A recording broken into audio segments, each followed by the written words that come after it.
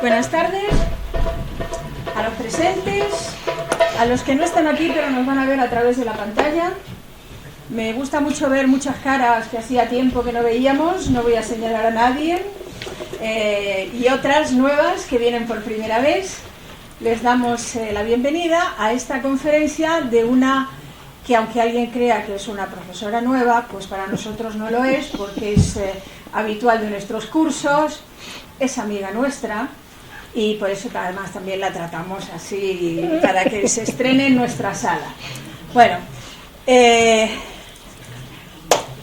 María Luisa López García, Marisa, como la llamamos nosotros, es amiga nuestra, pero vamos a de lo científico, en lo científico es licenciada en Historia, en la rama de Egiptología, ha asistido a numerosísimos cursos y además desde hace unos años se ha embarcado en un trabajo bárbaro, que es hacer una tesis doctoral, y que parece ser que por fin este año va a defender. Bueno, estaremos todos muy contentos porque es como si la hubiéramos hecho todos los demás, la tesis con ella. Desde que se ha metido en eso ha desaparecido un poco de nuestros cursos, de nuestras clases, pero se ha mantenido en contacto con nosotros, y por eso pues la hemos reclutado, porque aquí no se escapa nadie, la hemos reclutado para que nos hablara del punto principal, del tema principal de su tesis doctoral. Y resulta que es un templo, un templete, que si alguien no conoce bien la historia del templete y lo ve y dice, ¡guau! Un templete. Pero hay mucha historia detrás de ese templete y entonces me parece que lo mejor es que ella nos lo cuente, que cuente un poco todas las vicisitudes que ha tenido, inclusive para conocer más la historia del templete, que es el templo de Lesilla, que es muy importante. Y nada más, ya me callo, yo sé que habéis venido a escucharla a ella. Gracias por estar aquí, por habernos dicho que sí, y somos todo oídos. Lo mismo te digo, Laura, muchas gracias. Bueno, pues como ya ha dicho Laura un poquito sobre mi vida, yo ahora os voy a contar el resto. A ver, como llevaba ya muchos años traduciendo textos jeroglíficos, pues me ha parecido buena idea estudiar alguna cosa con un poquito más de profundidad. Entonces, como me fascinan los monumentos rupestres, el objeto elegido fue el templo de Lesilla, un templo rupestre egipcio edificado en Nubia que, debido a la construcción de la gran presa de Asuán, tuvo que salir de su emplazamiento original para salvarlo de la inundación perpetua. Actualmente, como algunos ya sabéis, los que habéis ido con Laura, se encuentra en el Museo Egipcio de Turín en un estado bastante deteriorado, pobre, pero a salvo de las aguas. Antes de empezar a hablaros de los avatares de su salvamento, creo que es interesante indagar algo sobre el porqué de estos monumentos rupestres. Desde la más remota antigüedad, las cuevas y los abrigos han servido al hombre para refugiarse de las adversidades del clima, así como de los ataques de los depredadores. Pero incluso desde que aparecieron los primeros homínidos, es posible que ya utilizaran estas oquedades naturales como refugios. En la cueva de Sterkfontein, en Sudáfrica, se han encontrado cráneos de Australopithecus con una antigüedad de entre 2,6 y 2,8 millones de años. Esto no es una casualidad. Por tanto, desde muy pronto hemos recurrido a los refugios naturales para protegernos. El hombre aprovechó todas estas formaciones naturales y las convirtió en su vivienda y en su lugar de trabajo. De ahí todos los yacimientos prehistóricos situados en cuevas y abrigos que se han encontrado y se siguen descubriendo en todo el mundo.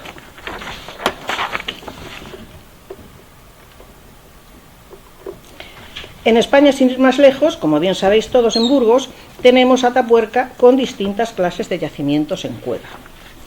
Esta es la Cueva de las Estatuas, que es uno de los yacimientos de ese conjunto, y tienen una antigüedad de entre 1,2 millones de años y 780.000 para el Homo antecesor. En la Sierra Madrileña, en la localidad de Pinilla del Valle, hay un yacimiento de neandertales con una antigüedad de unos 90.000 años, cuyos asombrosos resultados con signos evidentes de pensamiento abstracto están abriendo nuevos caminos en la investigación de estos antiguos sapiens. Hay cuevas y abrigos por toda nuestra península que dan testimonio de todos estos antiguos pobladores por medio de las magníficas pinturas rupestres de la cornisa cantábrica, Levante, Andalucía, Cataluña, etc. Esto, por supuesto, es una recreación del campamento neandertal de Pinilla del Valle, de Madrid. Y ahora, pues mirad, esto es una vista de todo el yacimiento, tiene un montón de cuevas, como veis aquí, y están todas en un cerrito, y esta es una vista, o sea, una toma vista de pájaro.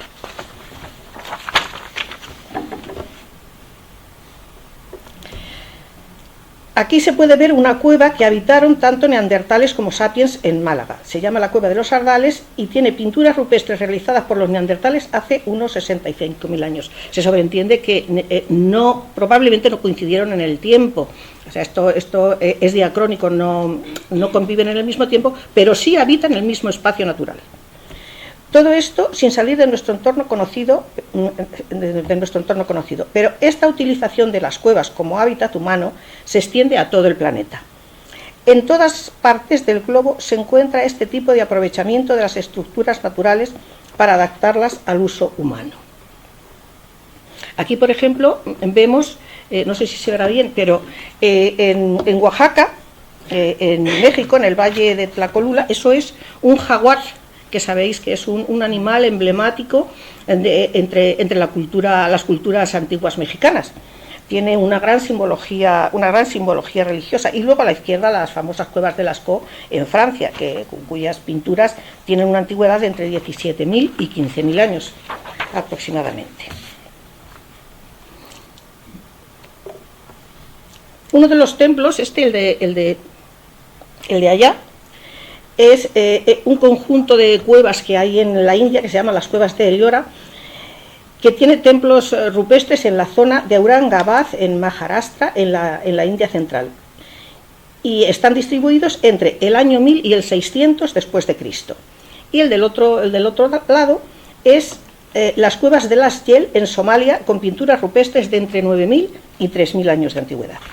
Todas estas manifestaciones pueden dar idea del respeto que el hombre ha sentido siempre por estos lugares, que le prestaron cobijo y protección y que se adentran en el vientre de la tierra como en un útero materno.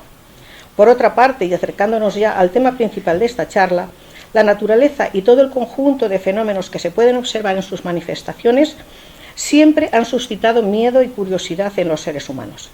Eran sucesos que no comprendían y que necesitaban explicarse de algún modo para poder seguir viviendo y eliminar el desasosiego de no saber si al día siguiente el sol volvería a aparecer en el cielo.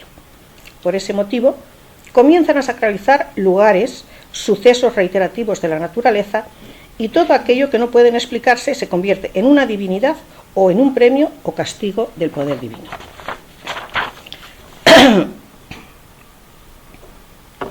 En Egipto, el sol y el agua fueron la razón principal de la existencia y de la exuberancia de su territorio. Pero también la tierra, Kemet, el limo negro y feraz que el Nilo dejaba cada año tras la crecida. Por otra parte, el desierto, lugar inhóspito y mortal, las montañas y sus profundidades, que son el lugar en el que Hathor acoge a las almas de los bienaventurados. Esta es nuestra querida Hathor saliendo de la montaña tebana. Allá donde no hay montañas, pues se crean, y de ahí surgen las mastabas y las pirámides. Me salta una. Bueno, haceros a la idea de que estaba ahí y no la he metido. Bien, bueno, de este modo los acantilados rocosos o de Genut se convierten en lugares sagrados en los que a veces los dioses tienen sus moradas y las gentes construyen sus lugares de reposo para la eternidad. Incluso las manifestaciones pétreas o pareidolias en las que las divinidades toman forma. La cobra erguida de Jebel Barkal es este pináculo que veis ahí, ese pináculo donde lo pone en el... Pues eso ellos creían que era una manifestación o una encarnación, mejor dicho, del ureo, ¿vale? de la cobra sagrada. Y debajo de ese pináculo, justamente debajo, hay dos templos rupestres dedicados, uno a Mut y otro a Hathor, como se verá, y algunas otras más. En la pared del acantilado de Jebel Barkal ahí donde está la flecha roja, o montaña pura, como se denominaba en la antigüedad, detrás del pináculo se encuentra la estela del año 33 de Tutmosis III. Tiene gran importancia por lo que veremos más adelante, pero fijaos en su situación. Para tallarla a esa altura tuvieron que colocar andamios de madera de los que aún quedan las huellas. Los mechinales de donde metieron las vigas para sujetar los andamios están todavía en la actualidad.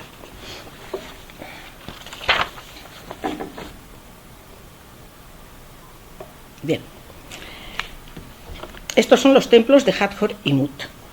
El de Hathor es el B200 y el templo de Mut el B300. Están justamente debajo, como veis ahí, debajo del pináculo. El pináculo es el que está en el círculo rojo y los templos son los que indican las flechas. Están justamente. Estos templos tenían una importancia enorme durante la coronación de los reyes. Desde la dinastía 18 se cree que los reyes también se coronaban aquí. Los reyes de Egipto se coronaban también aquí, en Napata. ¿Vale? Entonces tienen una importancia enorme estos dos templos rupestres. Bien, estos dos templos, sin embargo, están construidos por Taharko, un monarca de la dinastía 25. Pero la coronación tenía lugar en templos anteriores y en otros templos que ya hay desde la dinastía 18 ahí. Hay uno que construye precisamente Tutmosis III, pero es un templo exento, por eso no lo he traído. Ah, mira, aquí está de las pirámides. Ahora que no debe salir. Bueno, es igual. Aquí veis el campo de mastabas y el campo de pirámides. O sea que donde no hay montañas, esto es una zona llana, pues crean pirámides. Bien. ¿Y quién no conoce los templos del circo de Deir el-Bahari? De los cuales el que se ha podido reconstruir es el de Hatshepsut. Y también aquí existió una protuberancia rocosa que parece ser que tenía cierto parecido con la cobra erguida otra vez, que se asemeja al Ureo, precisamente por encima del templo de Hatshepsut, que hoy no se aprecia a causa de su derrumbe en la antigüedad. Estaba justamente encima, ¿veis ese trozo que parece que falla en el acantilado? Pues ahí se cree que estaba la protuberancia que se decía que era el Ureo. Se sabe que desde muy antiguo existió una cueva también ahí precisamente dedicada a Hathor en ese lugar, que desapareció con la construcción de Hatshepsut. Supongo que algunos de vosotros conoceréis esta cueva. Esta cueva es mi preferida y no podía dejar de traerla. La cueva sagrada del Valle de las Reinas, dedicada a Hathor y Taweret, diosas de la fertilidad y el parto respectivamente, entre otras cosas, es una abertura natural en la que se produce un fenómeno de torrentera cuando hay una tormenta fuerte en la zona. Y aunque no creáis que en Egipto no llueve, llueve, y cuando llueve lo hace fuerte. El agua se precipita por encima del acantilado y se deposita en un estanque natural que hay en la cueva. Los antiguos egipcios identificaron este acontecimiento con la ruptura de las aguas de un parto.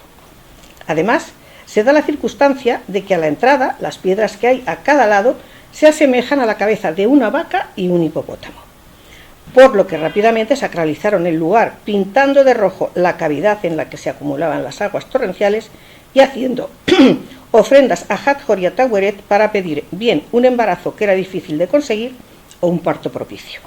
El lugar está lleno de representaciones de la diosa Hathor, tanto en forma humana como de vaca sagrada. Todos ellos son dibujos hechos en tinta roja.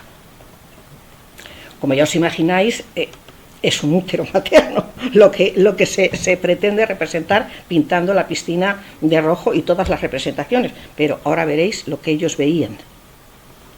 Eso es lo que ellos veían. Hathor, la vaquita, a la izquierda de la imagen, y Taweret con su forma de hipopótamo, con su cocodrilo a la espalda, a la derecha. Bien. En Nubia, el Nilo discurre entre acantilados de arenisca y afloraciones de granito que bordean sus orillas. Muchos de estos lugares se utilizaron como canteras para la extracción de material de construcción para templos y tumbas, pero también para estatuas y obeliscos. Es el caso de las canteras de Asuán y de Jebel el-Silsila, por ejemplo. En este último lugar se construyeron una serie de capillas rupestres en las que los funcionarios importantes glorificaban al rey al que habían servido, para poner de relieve los logros que habían alcanzado durante una vida entera a su servicio. En otras ocasiones, son los propios reyes los que dedican capillas a diferentes divinidades que funcionaban como grandes espacios de propaganda política.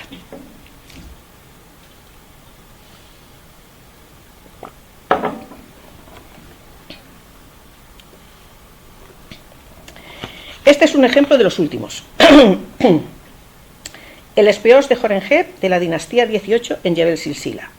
Su nicho de estatuas contiene las representaciones de Sobek, la tríada de Elefantina, Hapi, Rajorakti y Amón, además de otras divinidades a las que se venera en el monumento. Este hombre se bajó absolutamente a toda la corte celestial a su espeos. Y este, que a mí también me gusta muchísimo porque me encanta Hatshepsut, este es el espeos Artemidos. El espeos Artemidos de Beni Hasan, en el Egipto Medio, construido por Hatshepsut en la dinastía 18, está dedicado a Pajet, diosa leona señora del espeos. Más exactamente, como diosa leona, Pajet gobernaba la parte oriental del desierto del Sáhara, situada al este del río Nilo, entre su corriente y el Mar Rojo. Esta diosa era conocida como la que abre los caminos de las lluvias torrenciales. Su nombre, Pajet, significa la que desgarra, y estaba vinculada a los rápidos torrentes que se producían en la región por las tormentas del desierto. Quizá de ahí ese descriptivo epíteto o nombre por lo destructivos que suelen ser este tipo de aguaceros. De su vinculación con la caza, los griegos la asimilaron con su diosa cazadora Artemisa, y por ese motivo su templo en Beni Hasan recibe el nombre de espeos Artemidos. Lo curioso además es que en este valle, este espeos está al principio del valle, pero al final Hatshepsut construye otro espeos, en ese caso creo recordar que está dedicado a Hathor, para proteger el valle entero. Y por último, los más famosos de todos los templos rupestres egipcios de Nubia, Abu Simbel, aunque estos corresponden a Ramsés II de la dinastía 19. Se construyeron en conmemoración de la batalla de Kadesh, hacia el 1274 a.C. El templo mayor está dedicado a Taj, a Amon-Ra, Ramsés II y Rajorakti. En esta foto se puede ver el milagro lumínico de Abu Simbel, que sucede al amanecer del 22 de febrero y del 22 de octubre de cada año, coincidiendo con la fecha de nacimiento y de coronación de Ramsés II. Taj, que es el que está aquí en la sombra, siempre queda en la sombra porque sus aspectos funerarios lo relacionan con la oscuridad. Este es el templo pequeño, es el templo de Nefertari y está dedicado a Hathor y a la propia reina. En estos dos templos, Ramsés II se diviniza y la reina se representa como manifestación de Hathor y ambos reciben culto. Antes de continuar, hay una cuestión muy curiosa, y es que también a la reina Nefertari en ciertas festividades se la representaba como la estrella Sirio, Sotis, que es la que trae la crecida. O sea, esa es una de las festividades que se realizaban en estos templos, dando la bienvenida o anunciando la crecida. Con estos dos magníficos templos termina de completarse el paisaje cultural nubio que comienza a construirse con Tutmos III. Pero ¿qué aspectos de estas construcciones la diferencian de los templos exentos? En primer lugar, su unidad con el entorno. A diferencia de los edificios ordinarios que se superponen a la naturaleza, los templos rupestres, según los ejemplos que hemos visto hasta ahora, se integran plenamente en ella, uniendo el arte que está presente en su decoración, tanto interna como externa, con la belleza natural del entorno, creando un vínculo duradero y natural entre ambos. En segundo lugar, estos templos solían tener fachadas monumentales, como la que vemos aquí, por ejemplo, aunque esa es más tardío, pero bueno, es igual. es una de las más bonitas que hay, es el templo de Edfu, que parece que lo he puesto, sí. Estos templos solían tener fachadas monumentales que en algunos casos contaban con magníficos pórticos que evocaban dos signos jeroglíficos muy significativos para los egipcios: el Ajet, que significa horizonte, y el Yu, la montaña. El primero evoca la salida del sol entre las montañas del horizonte, y el segundo el entorno montañoso que suele bordear el valle del Nilo. Estos hechos se plasman arquitectónicamente en los monumentales pilonos de los templos y de otras construcciones. En los casos en que el espacio lo permite, el pilono o pilonos se construyen de manera exenta, delante de los patios que suelen preceder a los templos egipcios. En el caso de los rupestres, en aquellos en que el espacio escasea o por motivos que nos son desconocidos, la fachada se construye como un pilono invertido, como por ejemplo en Abu Simbel y en El Esilla. Sin embargo, os tengo que decir que en Abu Simbel también tenía pilonos exentos, lo que pasa es que se han destruido, no eran muy grandes, porque claro, el espacio que los separaba del Nilo no era demasiado grande, pero los tenía patio exterior.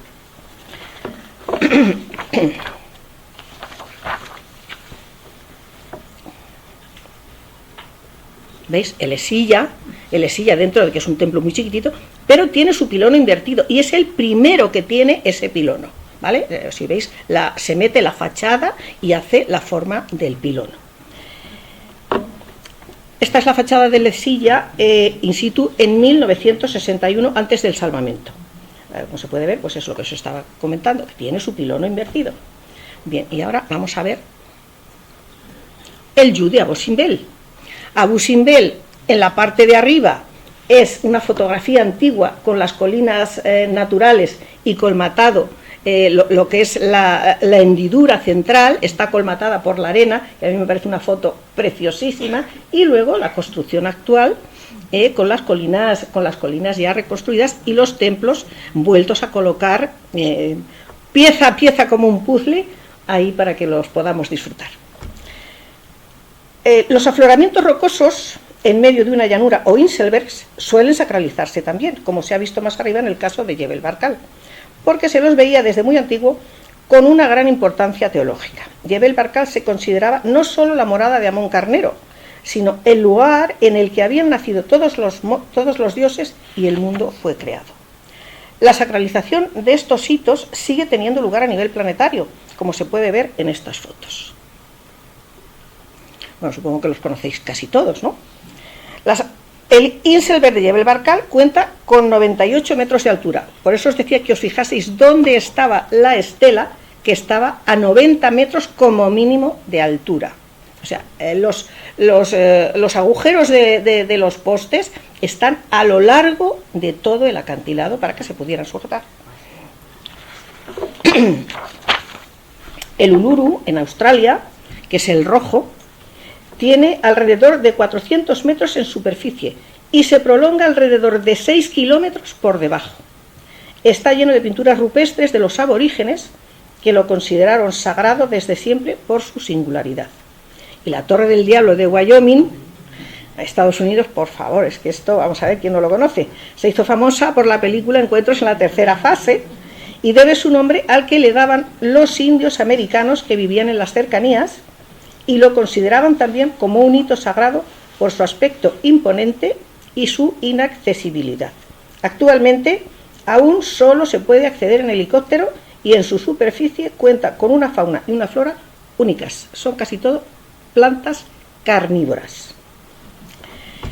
El Spitkope, que es el último, del desierto del Namib, es el más alto del mundo, con 600 metros de altura, y se alza igualmente solitario en medio del desierto. Ya hemos visto cómo se llega a la sacralización de ciertos lugares. No vamos a entrar en la función que cumple la religión en el desarrollo social, porque esto sería una conferencia de varias semanas.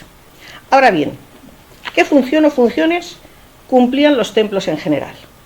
Los templos en Egipto tenían una función muy importante, que era la realización del culto para que los dioses mantuvieran el funcionamiento ordenado del cosmos. Pero además de esto, eran unidades económico-administrativas que almacenaban no solamente los excedentes de la producción agropecuaria, sino también las materias primas preciosas como el oro, la plata y los productos exóticos como las resinas olorosas que se quemaban en los templos para realizar los ritos diarios. Además, tenían un carácter redistributivo, porque tanto las ofrendas que se hacían a los dioses como los salarios que percibían los trabajadores estaban constituidos por productos alimenticios. En Egipto, como bien sabéis, hasta la llegada de los Ptolomeos no se conoce el uso de la moneda. Si bien es cierto que se utilizaban ciertas cantidades de oro y plata, que a veces servían para el pago o más bien para el intercambio. Sin embargo, los salarios que recibían los trabajadores se abonaban en raciones de comida, aunque en ocasiones podían consistir también en telas u otros objetos de uso doméstico o cotidiano. Por último, en esta época, estas instituciones desempeñaron una función integradora de la población, que responde a la política que se pone en marcha al darse por finalizada la estrategia beligerante a partir del año 33 del reinado de Tutmosis III. En estos momentos desempeñan también la función de representación del Estado egipcio en la zona, pero de una forma menos agresiva. Las divinidades que se veneraban en ellos eran los principales dioses estatales egipcios, pero también las advocaciones locales de aquellos como Horus de Mian, de Bugen, de Baki, etc., según la ciudad en la que se situara el templo o capilla, pero también divinidades nubias. Abundando en esto último, en Semna, que es una fortaleza enorme que se construyó en el Reino Nuevo, pero luego Tutmosis III la reconstruye, y está un poco más al sur de Lesilla. En este templo también se veneraba a Senusret. Lo construye Tutmosis III. Dedica un templo allí a Deduen, divinidad nubia, protectora de las minas y los mineros, pero también del comercio y los intercambios de productos exóticos en general. Resinas aromáticas, pieles, animales salvajes, etc. En este templo también se veneraba a Senusret III, divinizado, que fue uno de los primeros conquistadores del territorio nubio y construyó una de ellas, esta fortaleza, fortalezas enormes para guardar el paso de los productos, tanto por tierra como por vía fluvial, y cuyo culto parece ser que establece o restablece Tutmosis III. Ambos personajes aparecen también en el Lesilla. Bueno, aquí está el Lesilla, pobrecita, sumergido. Está a 110 metros debajo del agua, o sea, por si alguien quiere visitarlo in situ, pues ya sabe dónde tiene que ir. Tiene que aprender a bucear. El Lesilla se encontraba situado en la Baja Nubia, entre la primera y la segunda catarata, en la ribera oriental del Nilo, a unos 4 kilómetros al norte de Kars Ibrin. Kars Ibrin es esta islita chiquitina que se ve por debajo del punto rojo. Eso es Kars Ibrin, que era un antiguo asentamiento que estaba sobre un roquedo enorme y del que todavía quedan vestigios. Lo que pasa que son coptos en su mayoría. Y alrededor de 11,5 kilómetros al sur de Aniba, la capital del distrito de Miam, y a unos 56 kilómetros de Abu Simbel. Se ubicaba en la pendiente del altiplano que bordea la ribera derecha del Nilo, a unos 224 kilómetros al sur de Asuán y a unos 110 metros sobre el nivel del mar. Mirad, aquí aparece mi templito, el Lesilla, que no aparece en ningún lado, pero bueno, aquí este señor lo ha sacado y por eso he traído la foto, porque me parece importante. Antes de la construcción de la presa, este era el entorno que tenía el Lesilla. Antes de la construcción de la primera presa de Asuán, 1900-1904, el acantilado rocoso en el que se situaba el Lesilla tenía por delante una zona llana que permitía los cultivos, en la que había también palmerales y ganado mayor y menor. Tenía un ancho de unos 1000 metros aproximadamente, en unas zonas un poquito más ancho. Entonces había lugar para que hubiera incluso aldeas y pequeños cultivos que permitían que la gente pudiera sobrevivir.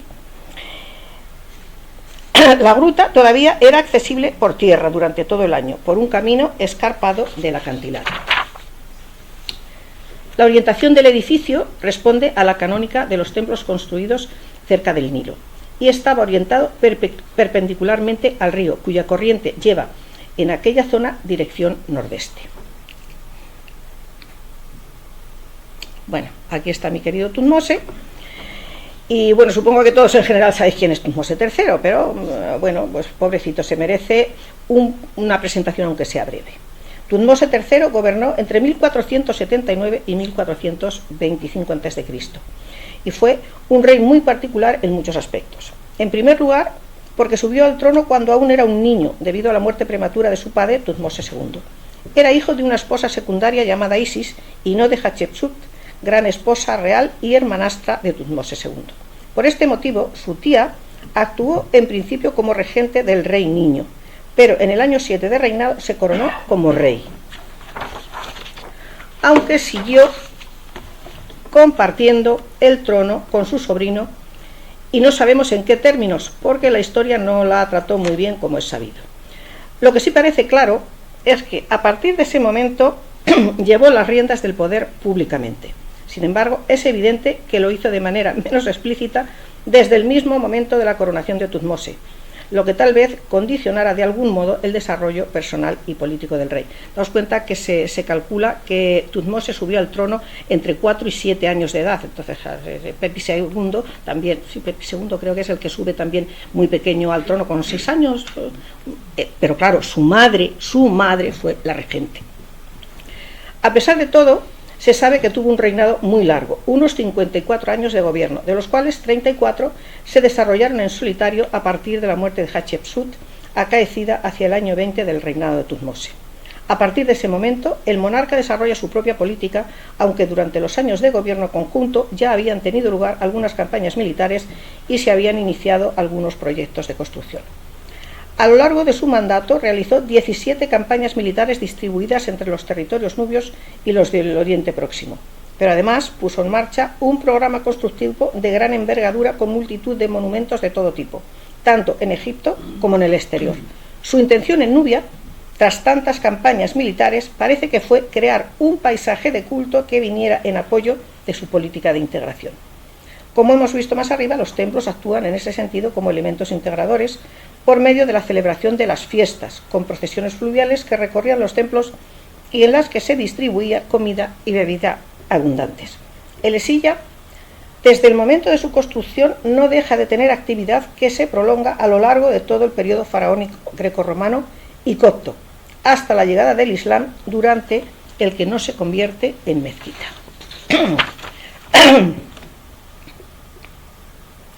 Bueno, este es un dibujo precioso de un viajero y egiptólogo inglés que se llama Robert Hay.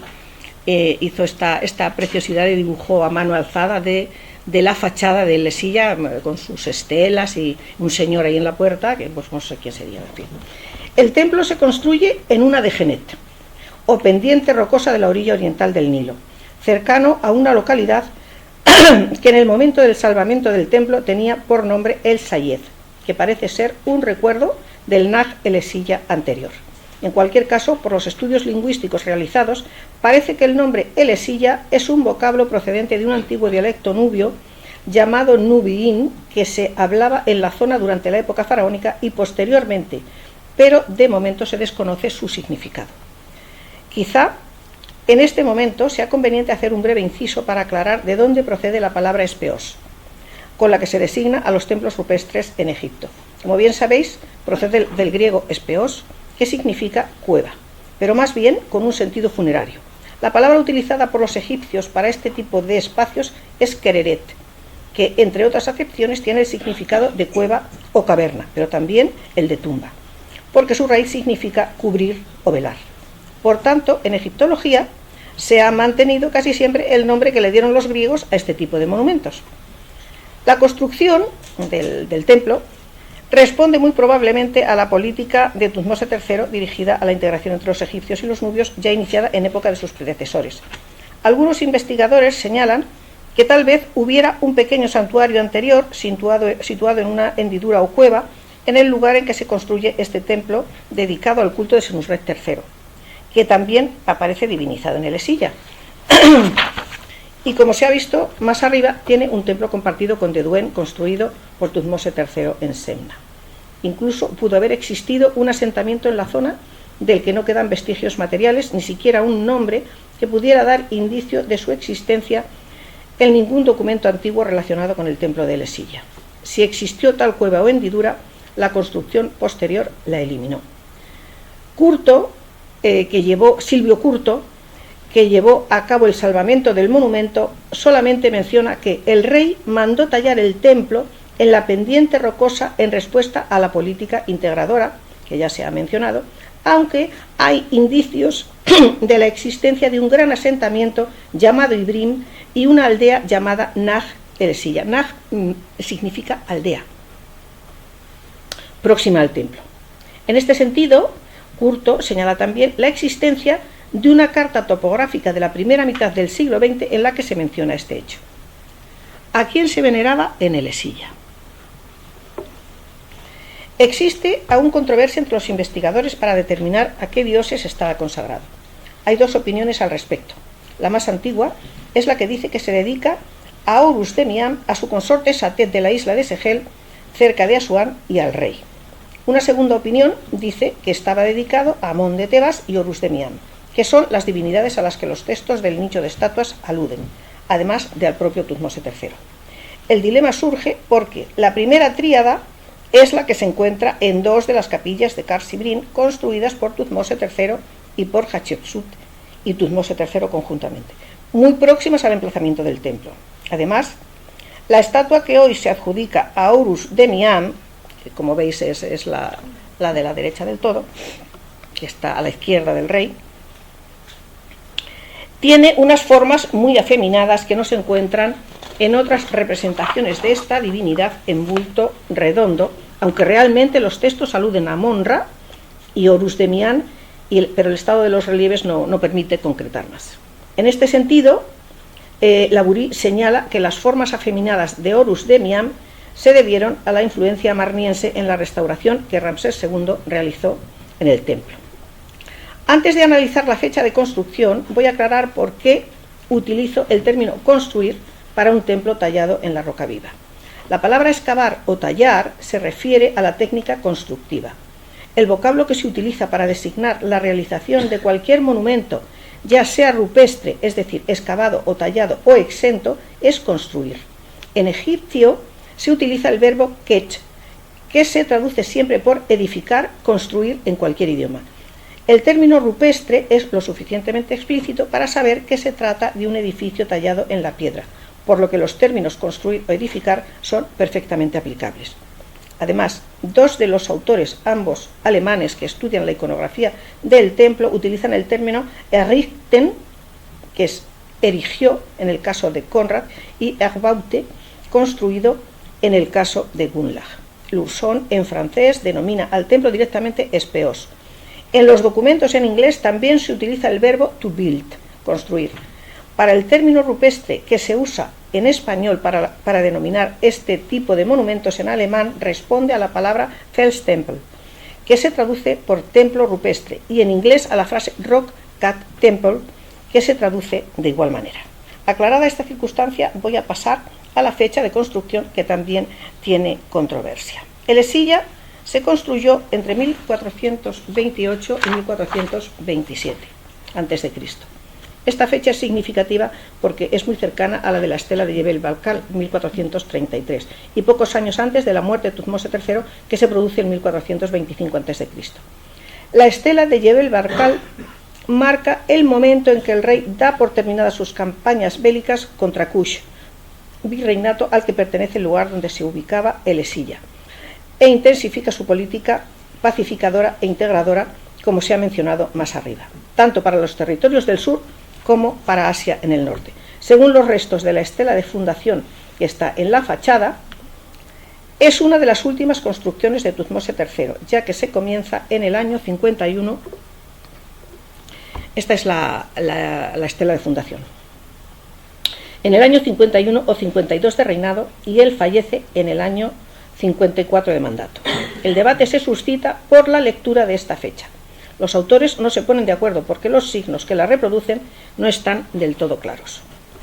La lectura que se hace es año real 51-52, segundo mes de Shemu, que es verano, como sabéis, día 14.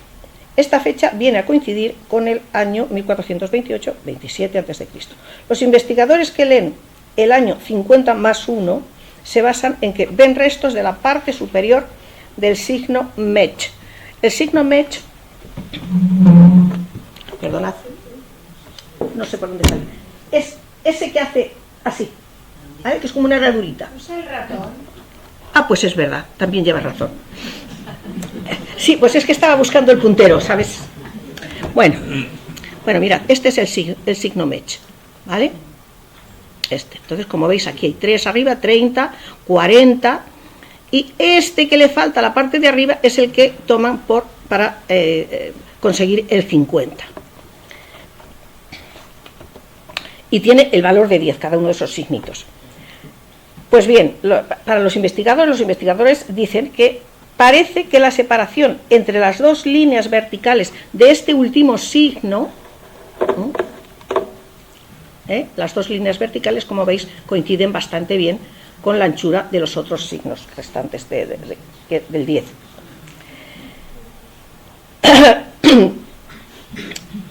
Dice, después se aprecia un trazo vertical, el que está en azul, ¿vale? Un tracito vertical que correspondería al número 1. Por lo que la lectura de 51 es, por lo menos también según mi opinión, es la más correcta. Sin embargo, es más difícil justificar la lectura 50 más 2, porque solo queda una raya vertical nítida. Y el espacio hasta los signos que representan el mes, que son estos, este es el mes. Este es el mes y este es el número del mes, 2. ¿Vale? Ya ves, 2. Bueno, ahí por donde voy. El espacio hasta los signos que representan el mes es muy exiguo. Como veis, es que aquí no hay espacio para otra rayita. Ellos eran muy estrictos con las cuadrículas, cada signo. Sí, mira, si veis aquí, esto es una cuadrícula perfecta, son 2 signos, pero están ubicados en una cuadrícula. Los que sabéis jeroglíficos no me dejaréis mentir. ¿Veis? Está todo distribuido en cuadrículas. Este es la palabra Rempet. Aquí están es un rectángulo, otro rectángulo, y aquí el mes está ubicado justo al lado de la rayita esta que queda libre. Entonces, si hubiera otra raya vertical que realmente para justificar la lectura 52, caería justo debajo del signo del mes. Y de ahí la controversia entre los autores. De la tarea de construcción se encarga el virrey Neji. Y el Esilla es uno de los muchos templos que durante este reinado se construyen en Nubia, que están dotados de propiedades para el mantenimiento de su culto, junto con nuevos asentamientos u otros ya existentes, de acuerdo con la política de integración que ya hemos mencionado.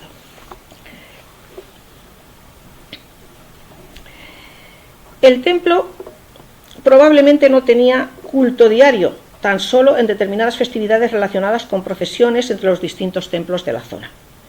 Dependía administrativamente de Aniba, aunque posiblemente desempeñase alguna otra función que desconocemos actualmente, porque el templo estuvo en activo hasta época copta, interrumpiéndose su pública utilización solamente con la llegada del Islam. Según algunos autores, se utiliza a partir de ese momento como parte trasera de una casa. Bien. A pesar de que Heródoto calificaba a Egipto como un don del Nilo por los beneficios de la crecida anual, no siempre aquella fue tan benigna y Sekhmet a veces no se apaciguaba a tiempo. El comportamiento de las inundaciones, como de cualquier manifestación de la naturaleza, era totalmente impredecible y por ello el culto a los dioses era tan importante, porque el ciclo de las estaciones, por ejemplo, debía desarrollarse adecuadamente y para que la crecida tuviera la altura apropiada, lo que no era siempre así. Sabemos por los textos que se produjeron inundaciones catastróficas que arrasaban las aldeas y los campos, así como sequías por crecidas insuficientes que produjeron hambruna. De ahí la importancia que tenía el dios Tot, porque era el que se encargaba del catastro y de volver a medir todas las fincas y darle a cada uno el terreno que le correspondía. Por eso el dios Tot es muy poliédrico. Por estos motivos, durante la colonización inglesa de la zona, entre 1900 y 1904, se construyó en Asuán una primera presa que, si bien redujo las grandes avenidas, se reveló pronto insuficiente para atender por completo a las necesidades de abastecimiento. Por ello, en la década de los años 50 del pasado siglo, los gobiernos de Egipto y Sudán decidieron la construcción de la gran presa de Asuán para modernizar las infraestructuras agrarias de ambos países. Este enorme lago artificial recogería el caudal generado por la crecida anual y se podría regular la salida de las aguas, lo que evitaría los daños de las avenidas incontroladas y redistribuiría el agua a los lugares que fuera necesario hacerla llegar, pero de manera suave y útil. Esto es, fijaos, la extensión que abarca la gran presa. O sea, es que es enorme. Son 500 kilómetros, o sea, desde Asuán hasta Wadi Halfa. Aquí están la mayor parte de los templos egipcios que se construyeron en época faraónica.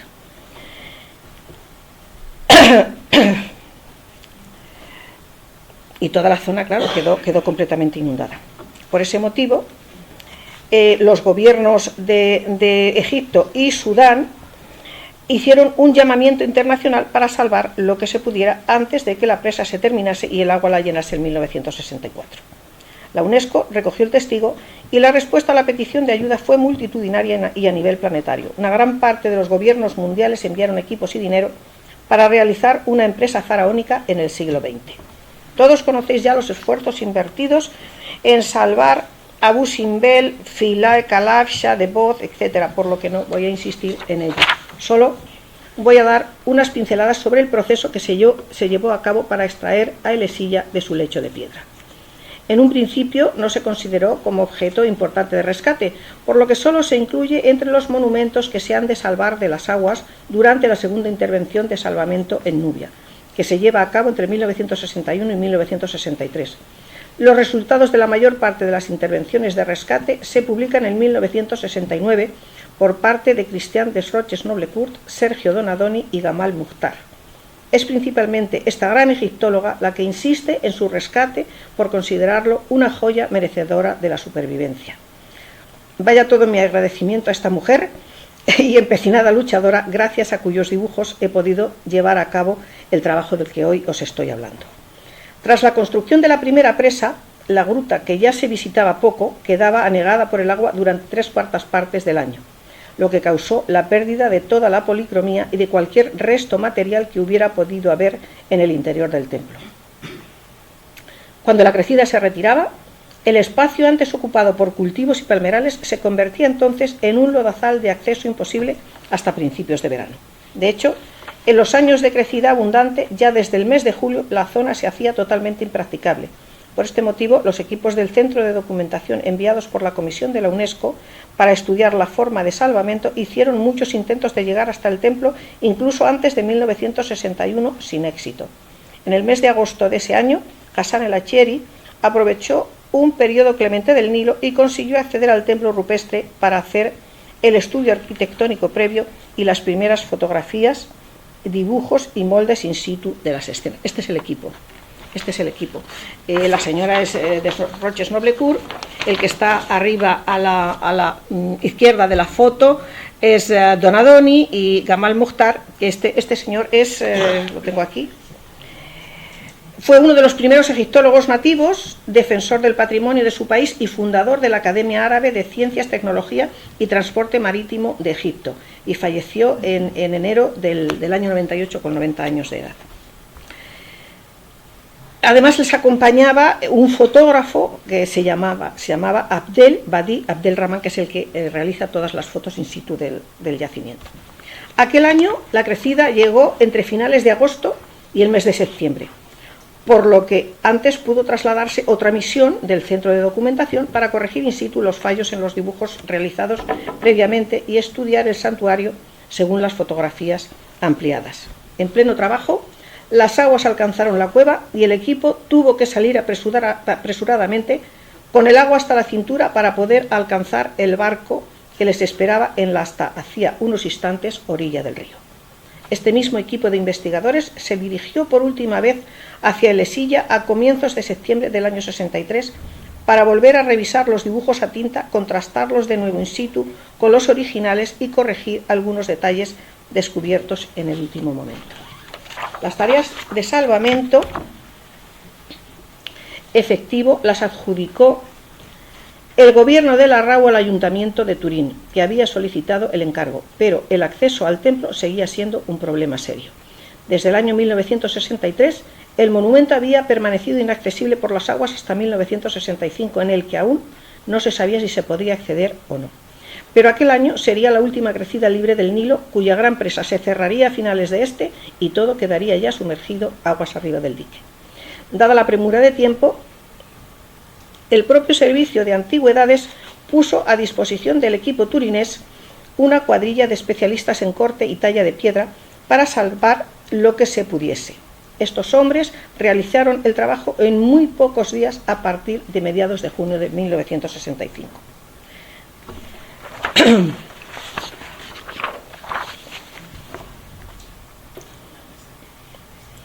Bueno, aquí tenéis por dónde llegaba el agua cuando empezaron los trabajos. Cuando se empezaron los trabajos de extracción del templo. Estas maniobras fueron realmente difíciles y se hizo con el mismo método que en Abu Simbel, pero debido a la falta de tiempo hubo de hacerse en turnos ininterrumpidos de 24 horas, porque los trabajos se iniciaron el 15 de junio. Se extrajeron todas las estelas e inscripciones de la fachada y el resto se fue cortando en bloques de 1 metro cúbico aproximadamente, resultando finalmente un total de 66 bloques que se adaptaban más o menos a esta forma y tamaño. Hacia el 20 o 21 de junio, los bloques estaban ya en una gabarra que las aguas se elevaron y se pudieron trasladar hasta Wadi Essebua. Mirad, como veis, pues todo es manual. Todo es manual. Aquí se puede ver que no hay grúas para levantar los bloques de piedra porque no había suficiente suelo firme donde apoyarlas. Todo se hizo con herramientas manuales y fuerza humana. En enero de 1966 los bloques fueron transportados en barco desde Wadi Essebua hasta el puerto meridional de la Gran Presa, donde fueron descargados e inspeccionados por el síndico de la superintendencia, por el embajador italiano y por el director de la sección arqueológica del Instituto de Cultura del Cairo, con la intención de comprobar su estado y la posibilidad de que no hubiera problemas en el remonte del templo. Esta es la gabarra que llevó los bloques hasta Wadi Essebua, y aquí el hueco terrible del templo, que a mí me da una penita verlo. Qué pena, de verdad, de verdad. Bueno, este es Silvio Curto y su equipo. Este es Silvio Curto y estos son dos de sus ayudantes, y estos son los bloques. Las cajas con los bloques permanecieron en el puerto a la espera de su transporte definitivo hacia Italia hasta abril de 1967, debido a lo largo y tedioso de los trámites entre unas y otras administraciones. Y finalmente embarcaron en este precioso barco y llegaron a Turín el 24 de ese mismo mes de abril del año 67 a Turín.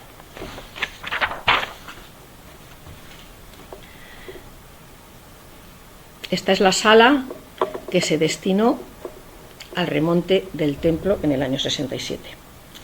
Una vez que todos los bloques se encuentran en el Museo Egipcio de Turín, se encargó la tarea del remonte al arquitecto Cesare Volpiano, que tras un tedioso trabajo de cálculo y preparación de la sala que se había destinado en el museo a tal efecto, consiguió volver a colocar cada bloque en su lugar. El templo, reconstruido por completo, quedó finalizado en septiembre de 1970. Aquí está Curto con Volpiano, pues estarán ultimando detalles o lo que sea, y aquí son los operarios que están pues empezando a montar el templo.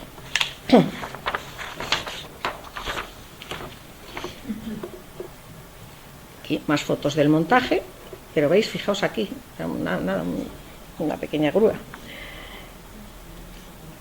Este es un templo pequeño y costó remontarlo 3 años. En el rescate y remonte de los de Abu Simbel se invirtieron solamente 4. No quiero pensar en el esfuerzo que realizaron las más de 1000 personas, entre expertos y trabajadores, que realizaron las tareas en 2 monumentos tan grandes, aun teniendo la ayuda de potentes grúas y herramientas mecánicas apropiadas. En el Esilla, los bloques se cortaron con sierras manuales y se desmontó casi a mano desnuda. En el remonte solo se utiliza un pequeño cabrestante, como veis ahí, una cosa chiquitita, porque claro, la sala no daba altura suficiente para montar, o sea, para poner una grúa más grande.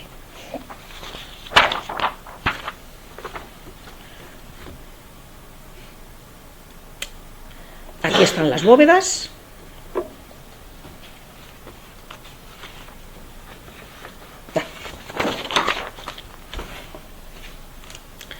Estas son las bóvedas y esta es la fachada ya en el año 91. Y ahora aquí una foto en color. Bueno, no es tan precioso como verlo en el acantilado, pero bueno, aquí está su estelita de fundación, la estela de concesión de privilegios, y aquí está la estela de Ramsés II, que es el que lo restaura, ya en la antigüedad.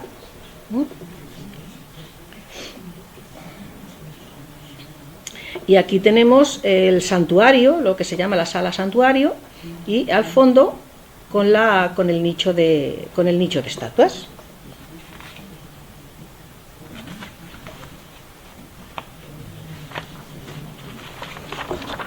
Bien.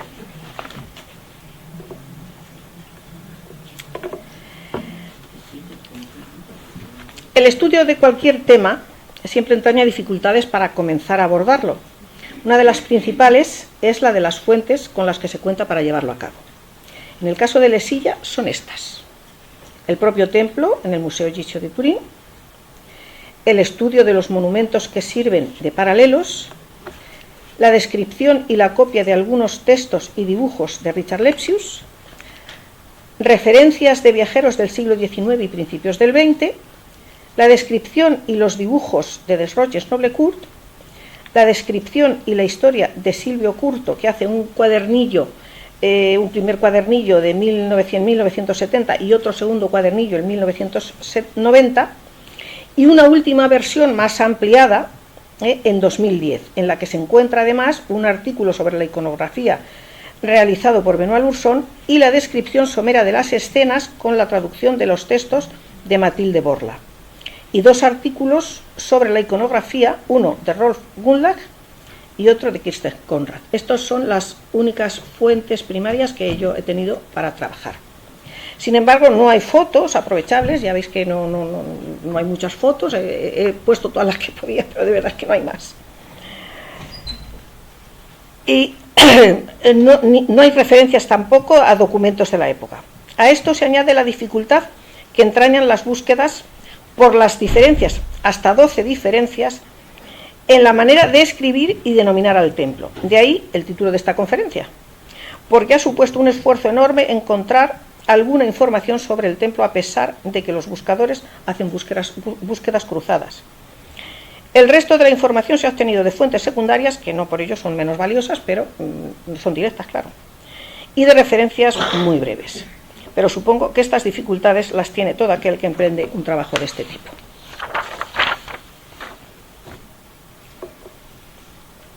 Bien. El templo tiene forma de T invertida. Esta es la entrada, esta es la sala transversal y este es el santuario, y este es el nicho de estatuas. Tiene un total de 28 escenas que se desarrollan en un solo registro. Mirad, a esta altura. Tienen los techos abovedados según unos y según otros una vertiente a dos aguas. Yo me inclino más por la bóveda, pero bueno, que lo sepáis. Y entonces, estas son las escenas. La sala transversal contiene 19 representaciones organizadas de la siguiente manera.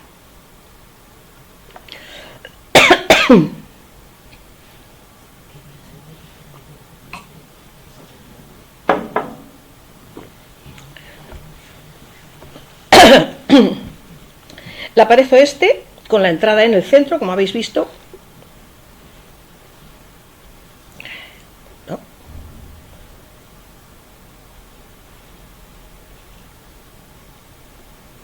El ratón no me obedece, ¿eh? Ahí. Bueno, se empieza por aquí, no quiere ponerse donde le digo. Se empieza. Esta pared tiene la entrada en el centro, la entrada al templo, y entonces se divide en la parte de la izquierda, que es en la mitad norte, y hay tres escenas. En la número 1, el rey está conducido por Horus de Miam, recibe el signo de la vida. En la segunda está en adoración ante Horus de Baki. Aquí esta forma de colocar los brazos se llama de adoración. Está en actitud de adoración. Y si os fijáis en una cosa muy graciosa, es que tiene las dos manos, son manos derechas. ¿Os dais cuenta? Tiene el pulgar aquí, está hacia afuera. ¿Lo veis? En fin. Bueno. Y en la tercera lo están recibiendo las diosas de la catarata, que son Satet y Anuket. Lo abrazan.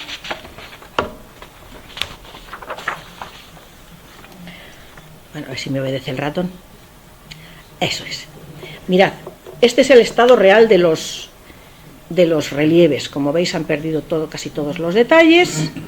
Los textos, bueno, pues están allá. Pero lo bueno que tiene este templo, y por eso se puede estudiar mejor que otros, es que están todas las escenas. Está toda la secuencia de representación. Toda. No están, digamos, todos los ciclos completos, pero bueno, se pueden entender.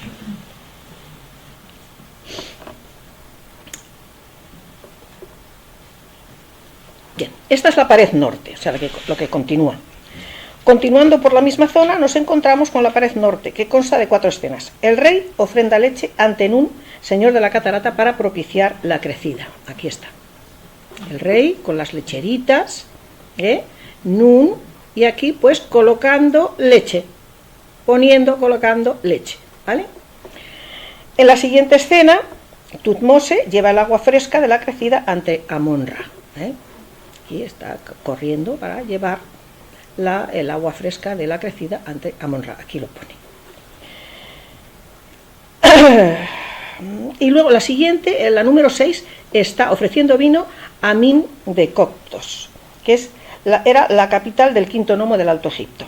Y en la última escena está ante Montu, señor de Yunu, actual Armán, cerca de Luxor. Ahí le está abrazando, simplemente está el dios acogiéndole en el templo. Bien, en la pared la mitad norte, esta pared también tiene la entrada al santuario en el centro y contiene en cada uno de sus lados el mismo número de escenas. En el lado norte, la escena 8 recoge un acto de revitalización real por parte de la diosa Isis Escorpión, y en la siguiente el rey realiza una consagración de ofrendas ante Amon-Ra. Ahora explicaré dentro de un momentito lo que significa esto.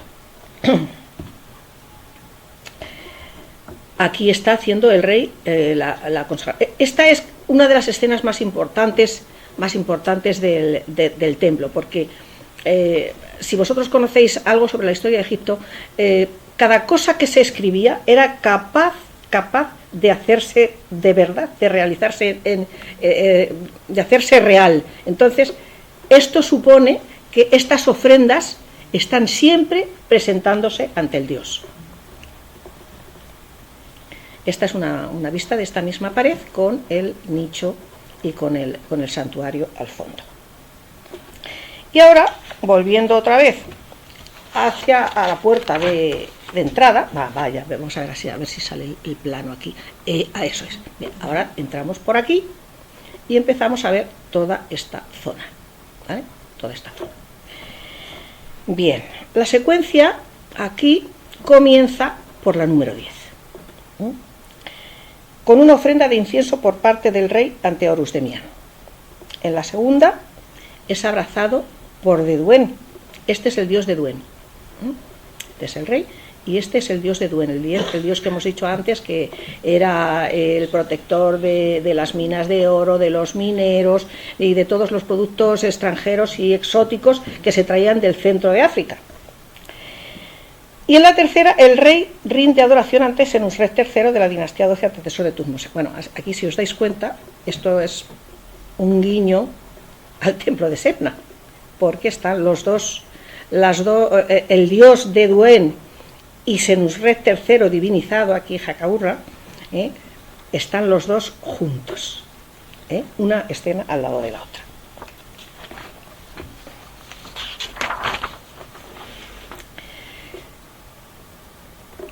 En la pared sur, la escena número 13, aquí empieza la secuencia, Hathor recibe vino por parte del rey. En la escena 14, rinde adoración al Horus de Bugen. Aquí el rey recibe vida y poder. En la escena central está Nekhbet y Wadjet, que instalan en el trono a Tutmose III, que lleva la corona blanca, que es la corona representativa del sur. En la 16 se representa otra ofrenda de vino, en este caso es ante Horus de Miam. Y en la última el rey está en actitud de adoración ante una diosa de la que no sabemos la identidad, probablemente Isis, pero no es seguro.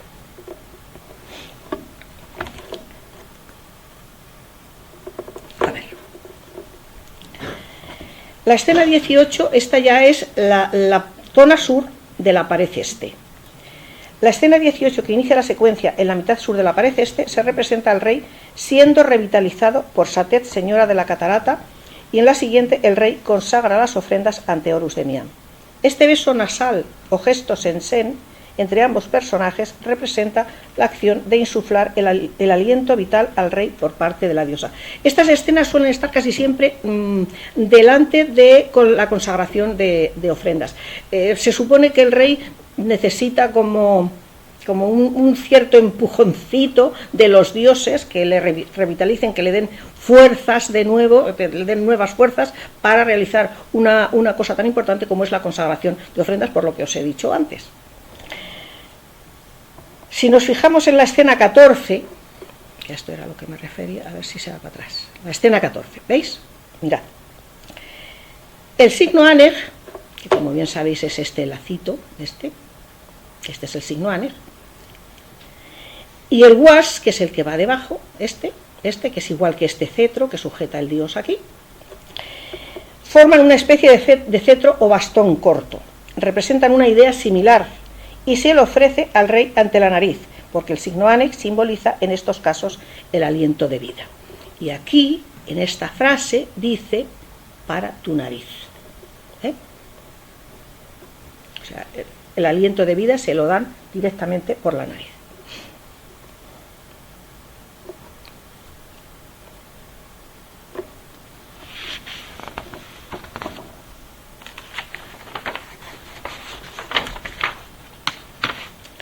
Bueno,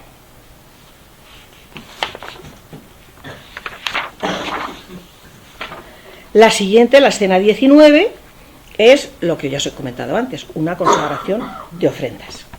Y ahora vamos a la siguiente. Este es el nicho, o sea, esta es el santuario con sus escenas y el nicho de estatuas. La segunda sala, que es esta, carece de pared oeste, porque todo ese espacio lo ocupa el acceso, cuyo vano nunca tuvo jambas, ni dintel, ni ningún espacio de transición que lo separase de la sala transversal. Al fondo se encuentra el nicho de estatuas de culto. La decoración está compuesta por 9 escenas, 3 en cada una de las paredes norte y sur y otras 3 en el nicho.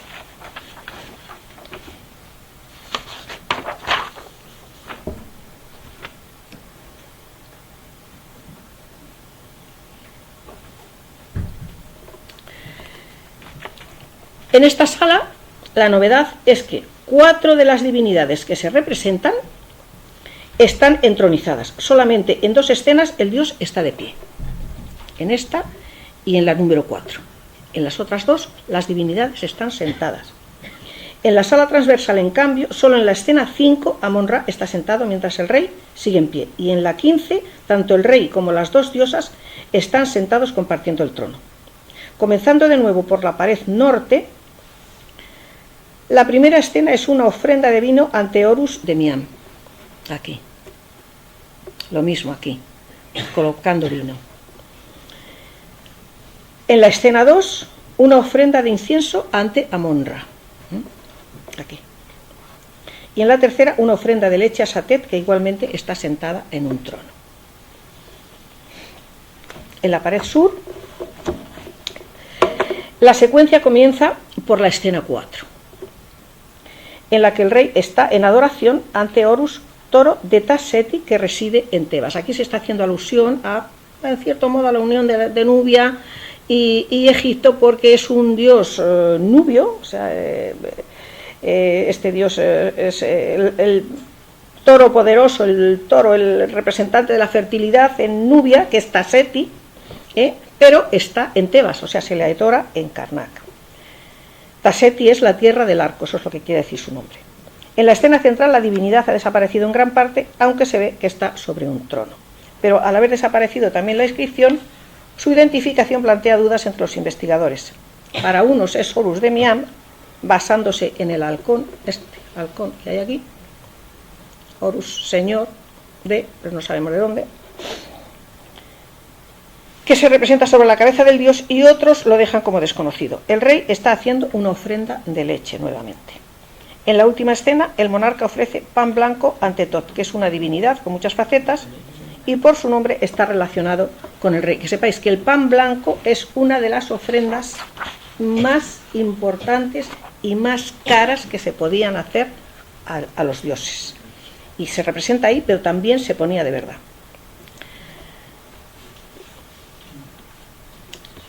El nicho de estatuas. Está compuesto por 3 escenas. En la número 7, Hapi, es esta.